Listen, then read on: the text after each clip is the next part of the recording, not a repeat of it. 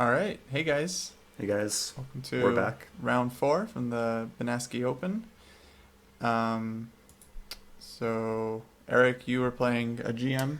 I had a tough game. Yeah, Yeah. I was playing. I don't know his first name, Ali's Bar or something. Mm-hmm. Ubi Lava, who I played last year in round four.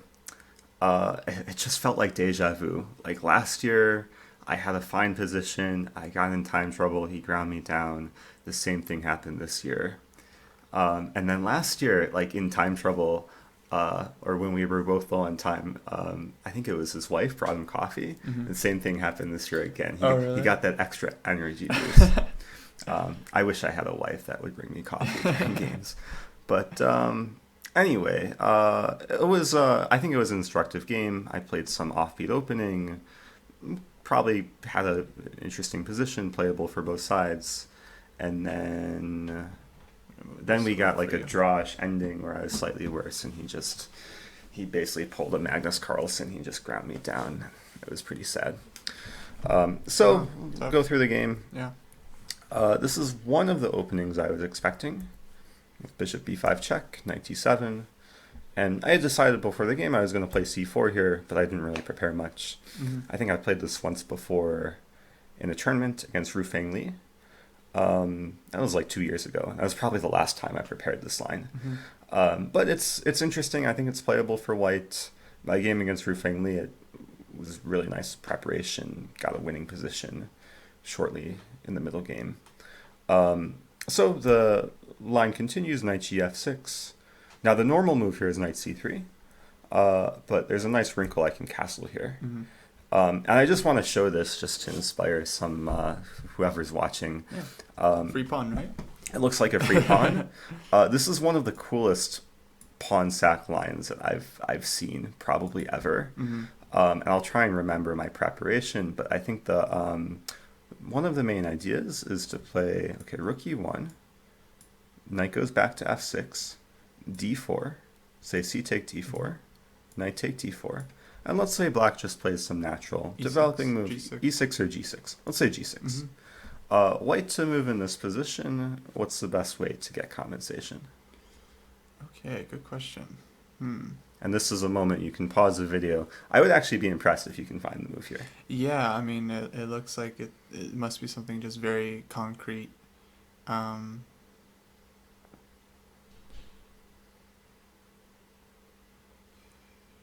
well, hmm. Okay, one move is bishop f4, kind of creates a threat, but I don't know. That's a move. Yeah, it's like black plays queen b6 or queen c7. I don't know. It seems like it's not that hard to deal with this. So something more challenging, maybe some pile up on the e file, like queen e2 or knight c3. Like I was thinking knight c3, knight d5, try and get some bind going. Yeah, I'm So far, you're nowhere close. not even close, Yeah. huh? Wow. Okay, let me explain some Yeah, some I need a factors or hint. some ideas in this position. Mhm. I think there's a couple things to realize. The pawn on d6 is not defended, and the knight on f6 is not defended because of the pins in the position. Right. The bishop pinning the knight, the rook pinning the e-pawn. So there's actually a way to exploit this in like a ridiculous tactical sequence. Oh, interesting. Huh.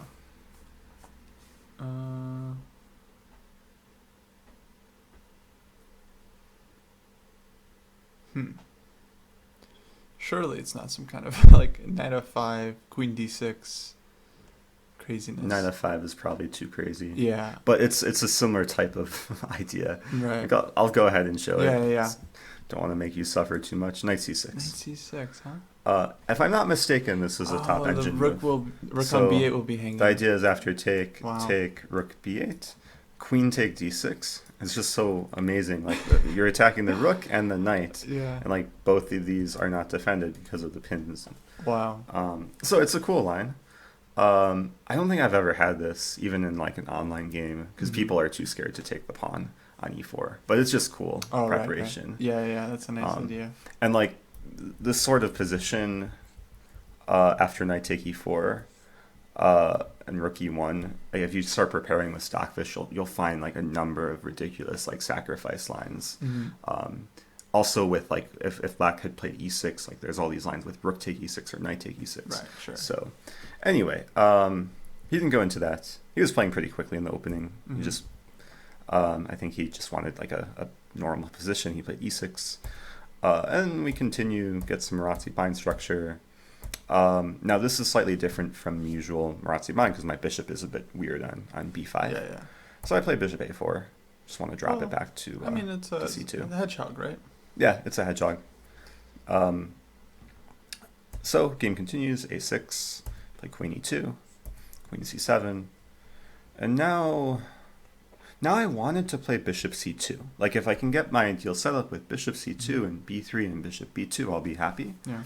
The problem is if I play bishop c2 right away, he can start getting initiative with knight e5, and the c-pawn is actually kind of annoying to defend because now if I play b3, he can strike with immediate b5. Right. And because my knight's not defended on c3, I think this is good for black. Yeah, normally you have to work very hard to get this in. Right. Yeah. So I took some time here. I played a move which I thought was strong when I played it, but after the game he said it's probably just slow. Played h3. I just thought that if he plays knight e5, I put my bishop on b3 and just be solid. And meanwhile, I want to play bishop e3 and not have to worry about knight g4. He was telling me to play bishop e3 immediately, and probably just allow this like knight e5, bishop b3. And if he plays knight g4, I can probably move somewhere with the bishop, and maybe it's slightly better. But we got something similar: h3, bishop b3. He brought the knight to c6. I play bishop e3. And then he plays knight a5. So I was a bit suspicious. Like he moved his knight 1, 2, 3 times to try and trade off one of my worst pieces. But it makes sense, I guess, from just a positional standpoint. If he can take on b3 and then get his bishop to b7, it could be a strong piece. So I played f4 here, which in hindsight maybe wasn't... Maybe I should have like just had a pawn in f3 to restrict this future bishop on b7, but I wanted to be aggressive. Yeah, it looks natural to me. Yeah, and my idea was, okay, he played knight d7 in the game, but if he played something like b6 and bishop b7, my idea was to target this e6 pawn and play f5. And I would have some target in the position, given that the bishop kind of needs to stay defending e6. So I played knight d7, which I think is a decent move. Preparing some bishop f6, also maybe thinking about knight b6 and targeting c4. So I played knight f3 here. Idea of like knight d2. Maybe it was too passive. This is a game I probably have to go back and look and like finer details in the opening or the middle game. Okay, so rook e8, useful move, knight d2, and now I want to play bishop c2. So now I'm basically provoking him to take, which he does. Then he plays b6, and then I thought I played a nice move here, queen f2. Not only targeting the b6 pawn and tying down his knight on d7, but also considering some possibilities with f5. I thought this worked well because if I play f5, he can't play knight e5, given that the knight is tied down. Right. So bishop e7, f5. You can play bishop f6, which I think is a good move. I play bishop d4. I just wanted to trade the bishops and get like 2 knights against my bishop, and that's what happened. Then he plays queen c5. And if I had to evaluate this, it's probably pretty balanced. He's forcing a queen trade. And it looks like at first it looks good for black because he has all this pressure on e4. Yeah. But there is a nice move here, just f6, and I keep the e-file closed. So even though I have an isolated e-pawn, it's not too weak. It's not falling. Yeah, I would just want to bring the king to e3. So he played some interesting idea. He played rook e d8, I take, and then he played b5. Wow. And then things got weird. And initially I thought that it would just simplify into a draw, and it essentially simplified into a very equal position where he had like minute chances. Then he was able to grind me down from that position. In hindsight, maybe I shouldn't have taken on b5. I don't know what else. Maybe I could play a move like rook f. He's turning b4, right, to win the pawn. Yeah. So your other moves would be. Though b4 knight a4, you can take on e4. Thinking rook f4 here. Might look strange allowing knight d3. Yeah. But if knight d3, I can play rook f3. I don't think you can get away with taking on b2. Oh, he gets trapped. Because knight take b2, rook b1. So, I don't know, maybe I had some alternatives. Yeah. Go ahead and show what happened in the game. C take b5. We trade on a8. And then I play b4. So I'm making his knight move away before I win the b5 pawn. I take. And then I was expecting him to take one of my hanging pawns. I have 3 hanging pawns in this position. Yeah. But I'm currently up 2 pawns. And you're up 2 pawns, yes. right? So, but he's winning at least 2 back. But he played d5. Wow. Which is interesting. Just keeping the pressure.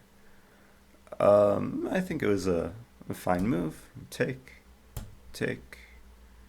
Knight c3. And like around here, I thought we were going to play like 5-10 more moves and then agree to a draw. Right. Because everything's just getting traded. Knight take b4, knight e4, we trade. Then he takes on g7 and we get this endgame. And like when I first saw that we're getting this position, I actually wasn't sure who's better. Because I have an outside pass pawn. If I can get my pawn rolling somehow, maybe I could be better.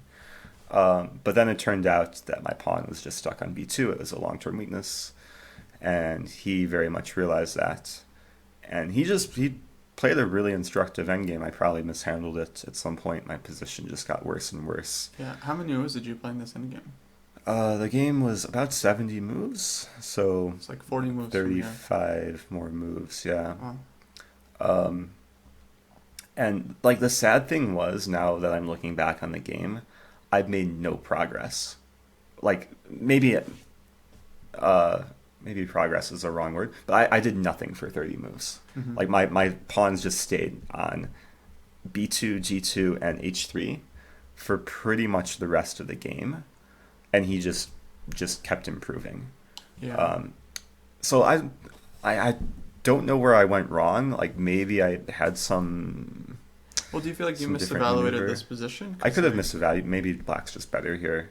Yeah, I always feel like because he has this d5 outpost that it's just going to be so comfortable for the knight there. Yeah, that's true. Like at first I thought I was getting counterplay, like knight g5, rook d7. Then I really wanted to play this idea with rook f4 and rook g4. I don't think it quite works though, because if rook f4, knight d3, rook g4, he has some like h5 or f5 move. It could get where you're even knight e5. So, I was still pretty comfortable here. I just played knight f3. I thought I just should wait, like hold on to everything. The problem was I was getting a little bit low on time. Like I had 10 minutes around here, and then he played well enough to like make me think and eat away at my time. He played rook b7, rook d2. So a lot of this I'll just show and just praise his play, because I don't know what I did wrong.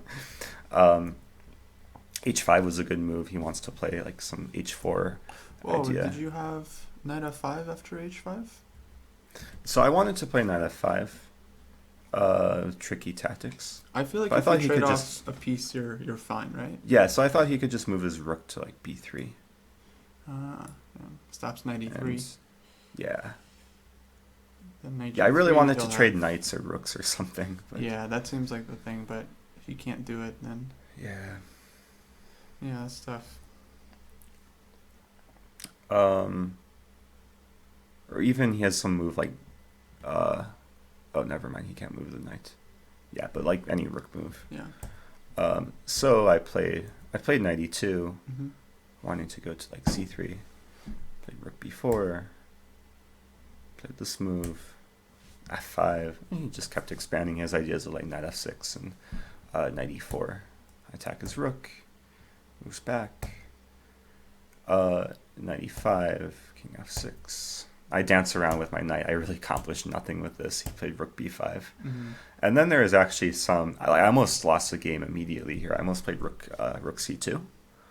And this is perhaps a simple, nice tactic for viewers. I'm pretty sure black wins immediately in this position. Yeah, knight b4. I would have to move my rook, and then rook takes c5 would be Oh, but you have rook c4. Rook c4. I forgot about that. Yeah. So maybe it's not losing. Yeah, it looks... Well, I mean, position hasn't changed. Yeah. He would probably just go back. He would continue grinding me down. Yeah. Well, maybe king d6 and my knight is a bit awkward. Like king d6, knight d3 is coming. Yeah, it is. So rook c2 is probably not the move mm-hmm. to play. I brought the knight to a4. I want to play knight c3. But yeah, I really never like untangled. Then I wanted to bring my king to h4. And then he played a really strong move here, knight g6, just preventing my king from doing anything. So I moved back. And already I have like less than 4 minutes left. Mm-hmm. h4. And then I was regretting maybe not playing like g3 or g4 earlier. Right. This pawn got to h4. Yeah, it was sad.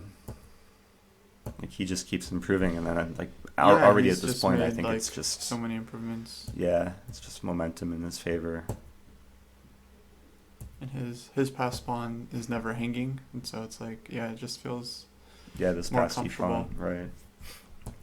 And it's probably losing around this point. But it was instructive, like the way in which he just slowly improved, like slowly advanced the pawns. Now he's like created this hole on g3, ideas of king g3, rook a5, another instructive move, just preparing rook a1, and then I was completely tied down. Yeah, he definitely makes it look easy, but during a game, it's a lot harder to just not allow counterplay like this. I mean, yeah, like he was taking his time. He got down to like 5 minutes. Yeah. I was hoping for something like, actually f4 is probably still winning. Idea that if I take on e4, rook take d1. Mm-hmm. Then I was thinking about king d4, and then e4 maybe is weak. Mm-hmm. But he played just simple knight f4. And I have one regret close to the final position. My regret is in this position, I played some move like knight c5. Mm-hmm. Everything's losing. Right. But I kind of wish I just threatened mate in one. Like just play rook c8. Hoping for like e2 or f2, and then I would just mate him. Yeah, both. Yeah. I didn't play this because rook d1 is so simple. Right. But maybe it would have been the best practical try if he got careless, not realizing his king has no squares. Yeah. Anyway, the game ended like this, and then I resigned. So it was tough. And I didn't realize he speaks English because he's Spanish GM, but he was speaking to me after the game and telling me everything I should have done better. Like he mentioned, h3 was probably the wrong move. He said I should have probably played g4 at some point, maybe even after h5. Oh, okay. In the endgame. Yeah, in endgame. And he also said I just played too passively, which I have to agree with. Right. Yeah, tough game. I mean, this is a good lesson for people where it looks like a drawish ending, but when one side has chances, don't agree to a draw because it's. Yeah, I think these endgames are important to analyze. Where it's like, I mean, we're not really sure where exactly went wrong, right? Yeah. But like, you have to figure out how to improve for next time. Yeah, it's definitely a game that I have to take a closer look on. Probably after this tournament ends, I'll have a lot of games to look back on. Good. Well, thanks for sharing. It's hard to go over the losses in this. This game especially was painful given it looks so drawish. Yeah. But let's move on to a happier note. Sure. I mean, so yeah, I won my game. I was playing a 2240 Spanish player. I think he's around 19 or 20 years old. Mm-hmm. But yeah, to be honest, I didn't really deserve to win this game, and I'll try to explain why. He played the English, I wasn't sure exactly what he was going to go for because he's done a lot of stuff like Fianchetto style. Mm-hmm. I knew he would most likely put his bishop on g2, but I wasn't expecting the setup he went for. Mm-hmm. I think this is called like the Botvinnik system. I used to play this as white. Yeah. Yeah, it's pretty... Very straightforward. Yeah, it's very playable. And it's better because I've already committed my knight to f6. If I could still put the knight on e7, I think it would be... like, I've had some games with c5 where, because the knight can go to e7, it's kind of more compact for black. Like if they still play e4, then Yeah. d4 is weak. Which I think is just kind of really not good here. Right. This is just so easy. But I decided to go for this kind of setup. Mm-hmm. And I think this is definitely a playable line for black. And I was fine with the position I got. I assume you want to play b5 at some point. Yeah, just play b5 and then just put pressure here. White probably plays b3 and then bring the knight to c5, put the bishop on b7. I mean, it's a very weird line to my eyes because white is the one with just a super straightforward plan of just pushing the f-pawn forward and then just h3, g4. Mm-hmm. And black's idea is to kind of stay flexible enough so that if white overextends, I can break in the center at the right time. Gotcha. So he plays a4. I don't think this is a theoretical move, but it makes sense to stop b5. I chose this common idea just to fix the b4 square. And he starts getting his play going. I haven't checked this game with the engine yet, so I'm not sure if I went wrong somewhere, but I feel like the position I got was okay. So I bring the second knight to c5. I'm now hitting d3 pawn. He's forced to play knight c1. And I thought this must be fine for me because this knight can no longer go to like g3 where it can really support the attack. I have a question. Yeah. After you played f4, did you consider taking on f4? Yeah, definitely. Before, yeah. Yeah, I really thought a lot whether I should do this. Because the idea is in some lines you get the e5 square. Like if he takes back with pawn, then you play knight g7. So this one, yeah, I would... Or even knight h5.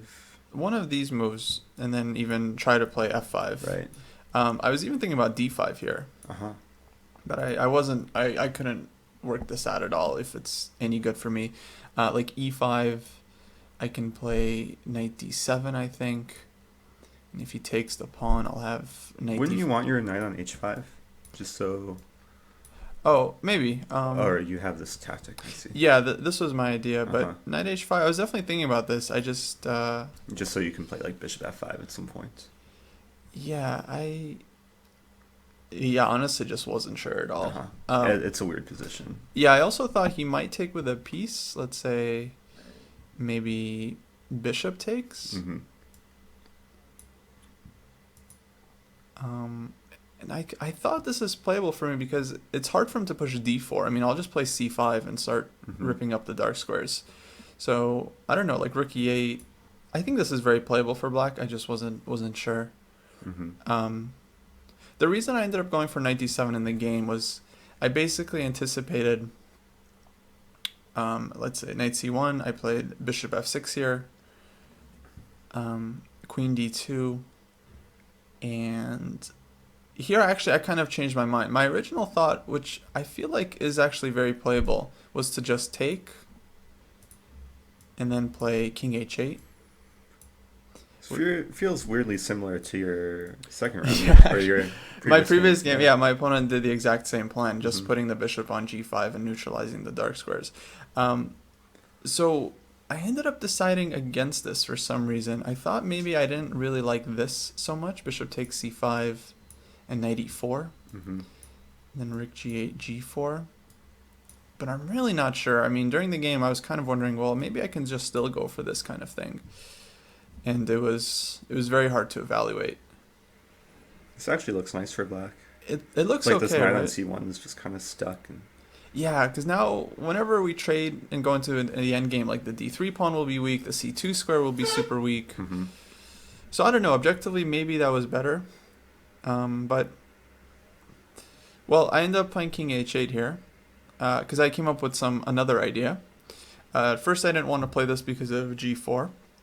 And if I take, I'm no longer in time. Actually, the same idea as before, my last game where g5 and then ef looks very dangerous. But I played g5, Okay. just kind of shutting everything down. And here he plays knight a2. I thought the critical line would be knight e2, just going directly for knight g3, knight h5, h4, this kind of play. And I think I'm in time here with this really nice move b6, just defending the knight and then preparing d5. Mm-hmm. So like knight g3, I think I can play d5 right away. And to me, this looked very nice for black, because knight h5, I can probably just play like h6. And if he takes the bishop, I don't really mind, I think, because I'm going to get like bishop a6 and rook d8 soon and just look like I'm getting a ton of counterplay. And h4 is possible? Yeah, definitely. maybe even rook g8. I don't know. I mean, it's hanging by a thread, right? But like, I don't know. Seemed, well, I would have figured it out if we got to this point, but it seems very possible. Actually, d4 is also an idea. Take on g5. Oh, the queen is hanging. Yeah. Wow, that's nice. But bishop f2, I close the center, so now I have less counterplay. Also, is bishop takes g5 possible? Yeah, definitely. These pawns. I mean, it would just be like a total mess. Rook f3, rook h3. Yeah, I would rather be on white side here probably. Same. But I mean, I don't know. Maybe black has some resources. So this is b6 d5 idea. This is what led me to play g5. And I thought, okay, I should be solid here. But then he played knight a2 and offered a draw. Mm. So just clearly signaling his intentions for the game, right?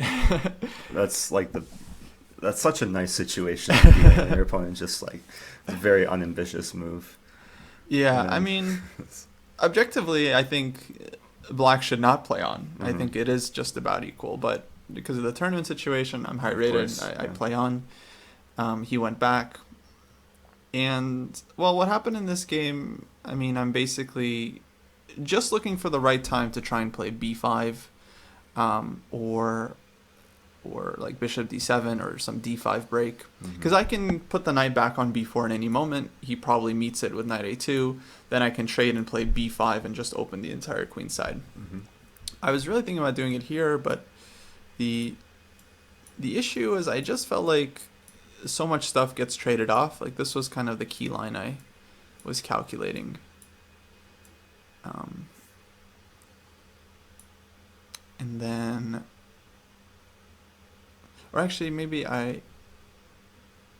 right, so one line that's important to point out is that if he takes this way and wins the a5 pawn, I can take on c4 and I'll have rook takes b2. Mm-hmm. And here I think everything opens up kind of to black's favor. White's bishop on g2 here is just going to be a terrible piece whenever this kind of thing happens. And if rook takes e6, you have queen e1. Sure, yeah, I didn't even notice this. But yeah, usually I just assume black is going to be okay in this kind of thing. And if queen a5, I just get kind of similar counterplay. But I think this is the line Oh, I'm sorry, I should point out rook a5, I also have knight b3. This is a even bigger problem for white. Knight take b3. Oh, wait, sorry. That's with the knight on e2. Okay. Yeah, my bad. Well, I was like analyzing knight take b3, c take b4, or b take c4. Oh, yeah. Maybe it's possible. Maybe. But no, the knight just moves. Yeah, knight moves away. Yeah, queen a5. Yeah, then I felt like this endgame, I'm not going to be winning this. Just looked like my bishop is not active enough to make this work. So, okay, I figured like I have to kind of just keep the game going. So I just make like kind of preparatory moves. He plays rook a3, which I think is a really strong move. He's going to defend the pawn from the side and then bring one of his knights back or to e2. Mm-hmm. I played h6, knight e2. So here I decide to finally trade. Queen c7. Defending the pawn, preparing b5, rook a3, and bishop e7. Okay, so here is where I go into just full-on provocation mode, because bishop e7 just invites white to play d4 automatically. Previously, white should definitely be very hesitant about making this move, because when you play d4, you allow black to kind of take control over the e5 square. And then something like this, I think white can suffer here because this knight on c5 will be so strong. Even some endgame. I think many King's Indian players know, and perk players, like, you can give white the d file, but if there's no entry squares, you can play f6 or king g7. Like walk your king to e7 and yeah. Yeah. The rook will have to leave, and the bishop on g2 is, again, just bad. So with bishop e7, I'm just inviting him to play d4 for free, basically. And my first thought was that I would just play knight d7 here. But then I realized he can just play d5. Mm-hmm. And if I take and play knight c5, I think I'm the one getting worse here. Be right back. Oh yeah, go ahead. Hola. ¿Puedo hacer la limpieza? Oh, mañana, por favor. Vale. ¿Y no necesitas nada? ¿Papel higiénico Do ni you need nada? toilet paper? No, we're Okay. good. Thanks. Gracias. Okay, A so little Spanish that I know.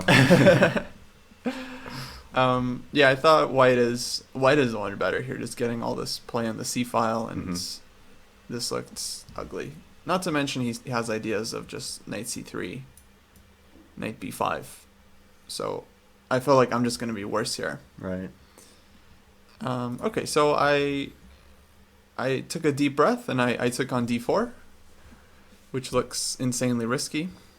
What was the time situation? So yeah, that's important. At this point, he's low. He's like probably under 10 minutes, and I'm at like 30 or 40. Okay.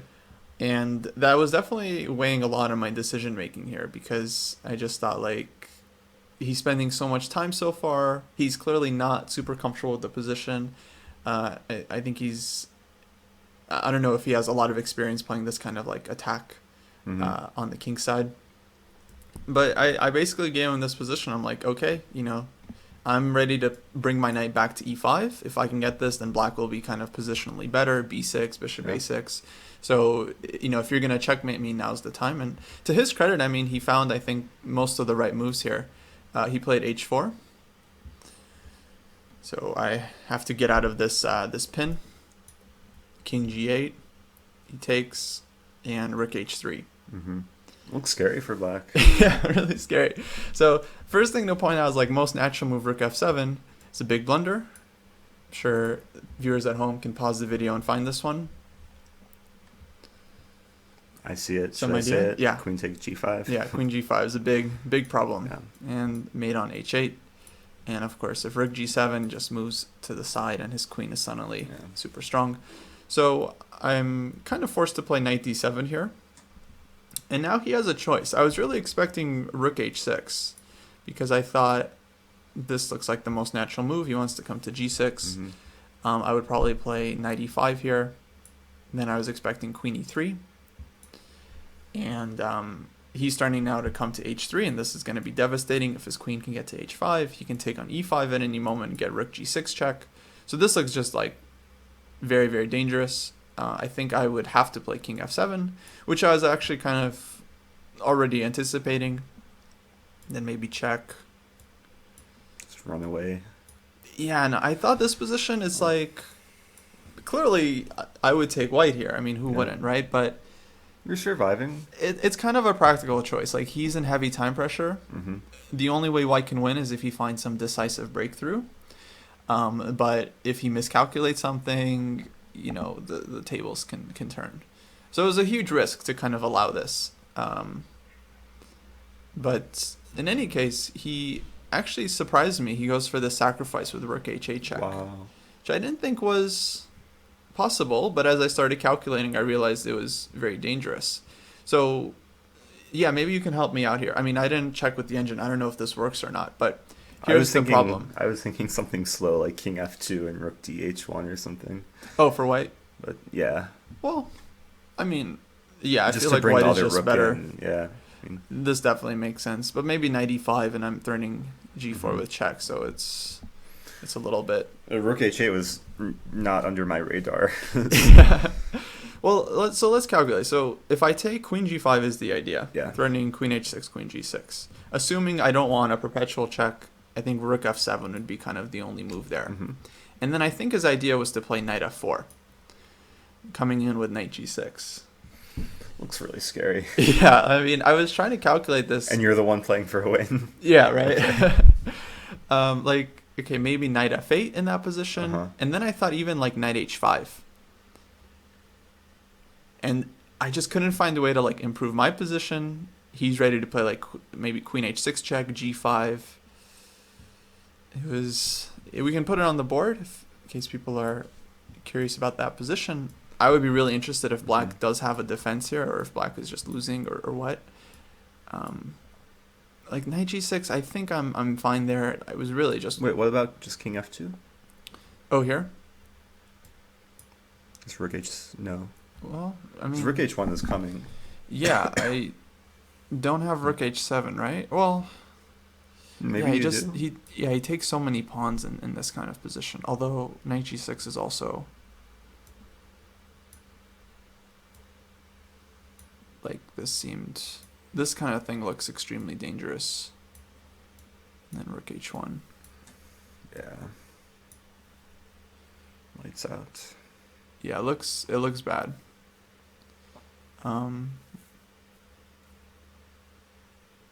Yeah, so I saw a few lines like this. I got scared. And I just felt so like... you didn't take the rook? I didn't take. Wow. And I just played king f7. Seems like a decent decision, actually. I mean, I assume... I mean... Yeah, to me it looked like it's very close to just winning for white. Mm-hmm. And so I felt like, why take the risk? If I'm already kind of okay with putting my king on e8 and playing that position, then might as well do it. And at this point, he like used up all of his time to calculate this. Sure. So he's like essentially playing on the increment. Mm-hmm. Okay, he gives rook h7 check. Knight g3 brings the knight to h5. I think this is absolutely correct. I played rook f7 here, which I think is kind of necessary. Rook h8 check. So again, objectively, I think I should just play rook f8 here. I don't know what his intentions were at this point. I imagine he would repeat because he's low on time, and it's not like if he takes, he's like clearly winning or anything. But objectively, I probably should play rook f8. But, you know, I'm a risk taker. Did you just not want to repeat once just for the time situation, or? Well, if I repeat, then he gets extra time. Exactly. So but the reason to repeat is just to see his intention. I mean, but I guess if he's so low on time, maybe you just don't want to give him the option. Yeah, I thought...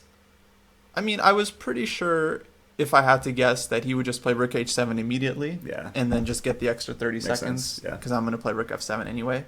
So I figured let's just be bold. And I already kind of decided I'm going to go for this position. And in fact, after his next move, knight h5... So I don't have knight e5 here, I think, because of c5. It looks very bad for me. Just looks like disaster. Yeah.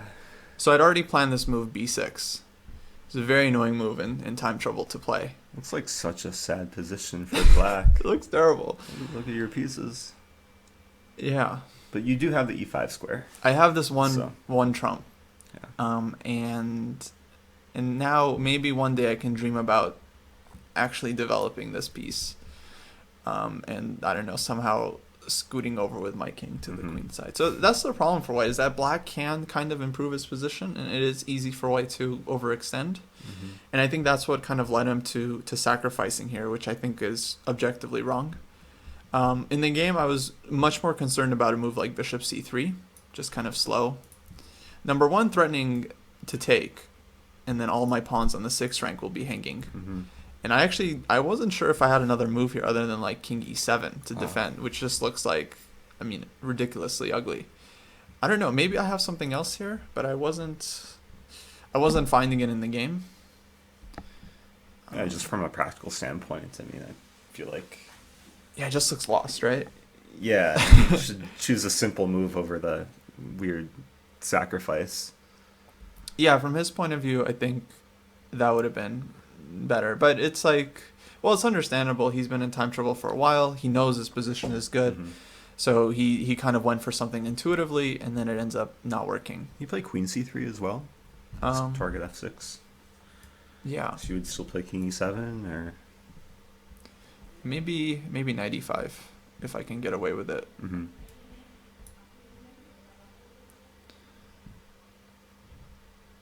And Oh yeah, actually, no clear breakthrough. Right. But well, yeah, objectively, I mean, I feel like he must have many ways here. Even like bishop f3, just some slow move. I think black's position is really bad. Like I have no way of challenging the knight, no way of challenging the rook. It's just like I'm just completely pinned up.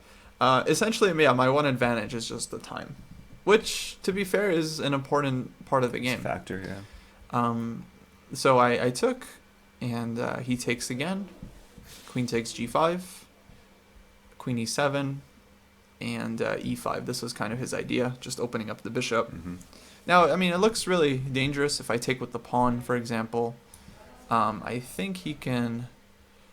Just queen h5. Yeah, some check. And then g5, c6 is hanging.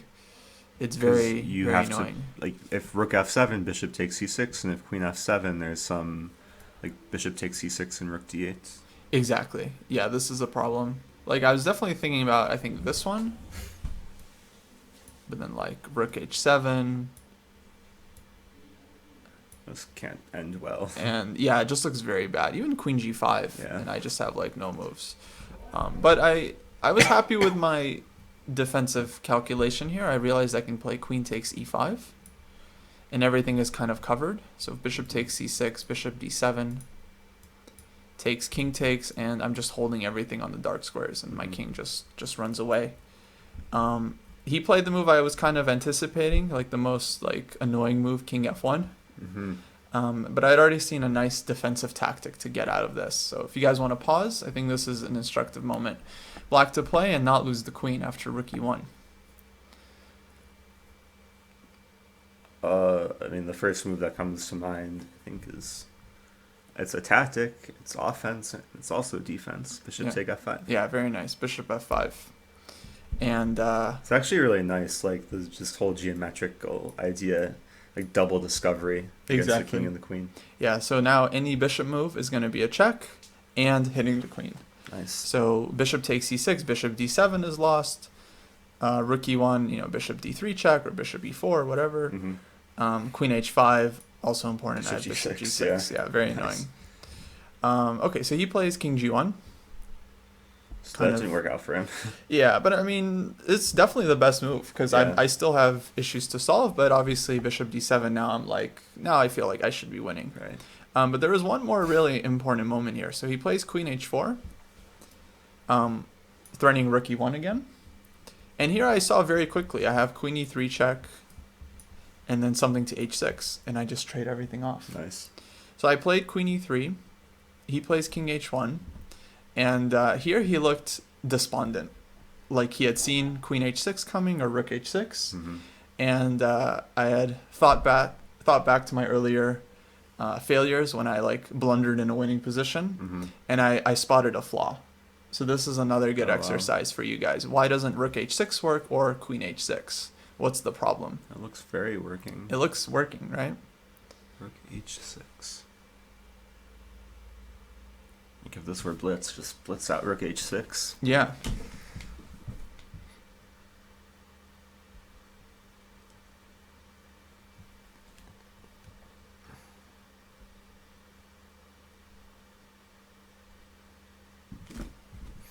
Searching for ideas.